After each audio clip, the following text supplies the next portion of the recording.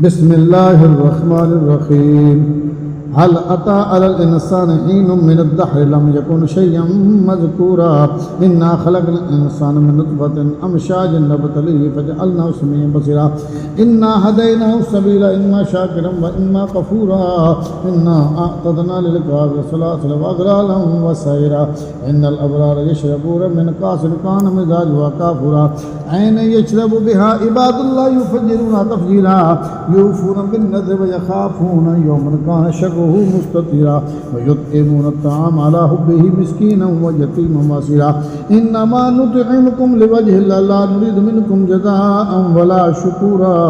إنا نخاف من ربنا يوما عبوسا قمطريرا فوقاهم الله شر ذلك اليوم ولقاهم نضرة وسرورا وجزاهم بما صبروا جنة واريرا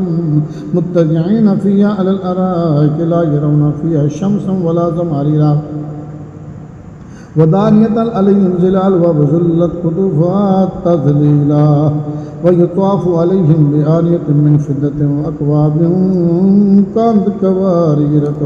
من فضة قدرها تقديرا ويسقون فيها كأسا كان مزاجها زنجبيلا عينا فيها تسمى سلسبيلا ويطوف عليهم بلدان مخلدون إذا رأيتهم حسبتهم لؤلؤا منثورا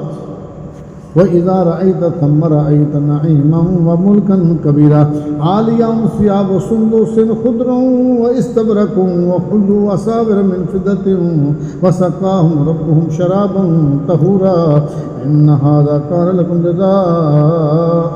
وكان سعيكم مشكورا إنا نحن نزلنا عليك القرآن تنزيلا فاصبر لحكم ربك ولا تطع منهم عاصما أو كفورا واذكر اسم ربك بكرة وأصيلا ومن الليل فاسجد له وسبحه ليلا طويلا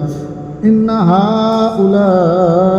يحبون الآجلة ويذرون وراءهم يوما ثقيلا نحن خلقناهم وشددنا أسرهم وإذا شئنا بدلنا أمثالهم تبديلا إن هذه تذكرة فمن شاء اتخذ إلى ربه سبيلا وما تشاءون إلا أن يشاء الله إن الله كان عليما حكيما يدخل من يشاء في رحمته والظالمين أعد لهم عذابا أليما